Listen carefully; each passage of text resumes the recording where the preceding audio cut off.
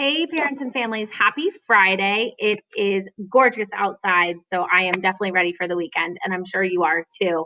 I just wanted to catch you up with what we've been doing in class this week. So, in ELA, we have been continuing to work on our biographies of another student in class.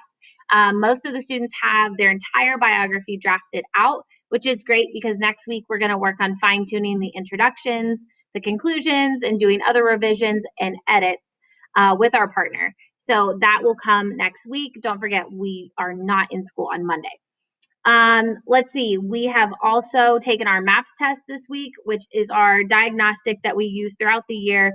It's a growth test. So at the beginning of the year, they take it. They'll take it again in December and then again in May. And that's just a way for us to measure growth in areas like vocabulary acquisition, reading informational text, and reading literature. A huge thank you for the book order. You guys knocked it out of the park, parents. I mean, that was one of the largest book orders I've ever had. So we have a ton of great new books that I was able to get for our classroom. So I'm really excited to share those with the kids and with you. One of the books I used this week to teach one of our mini lessons, which was about when we're writing, how do we slow down and stretch out those small moment stories about our partner? So I use this great picture book called Jabari Jumps. Ask your student about it. It was great. The kids loved it. And I really think it helped them take their writing and be able to slow down those moments in their writing. The other book we've continued to read is Ground Zero by Alan Gratz. The kids are so into it and they know exactly what chapters we're on and who the chapter is going to be about, because remember, it bounces back and forth between Brandon and Rashmina.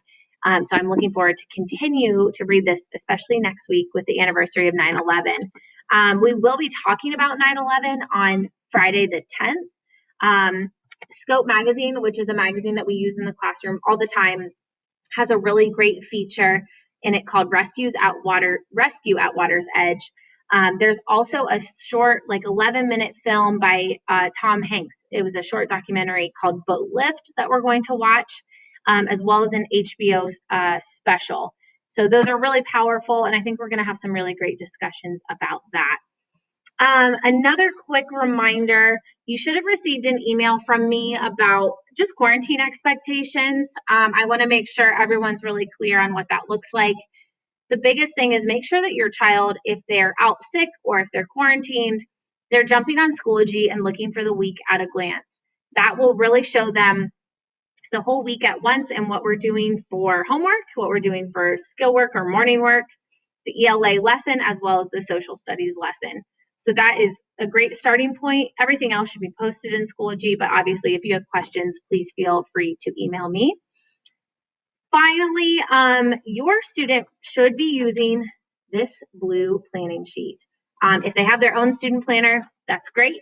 Otherwise, ask your student to see this planning sheet.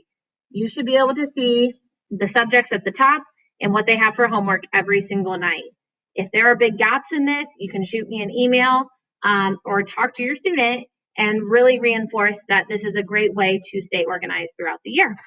That's all I have. The Buckeyes won last night, so that's great. I'm going to say go Browns because you guys know I'm a huge Browns fan, and I'm looking forward to Sunday. Have a beautiful long weekend. If you need anything, send me an email, and I'll see you next week.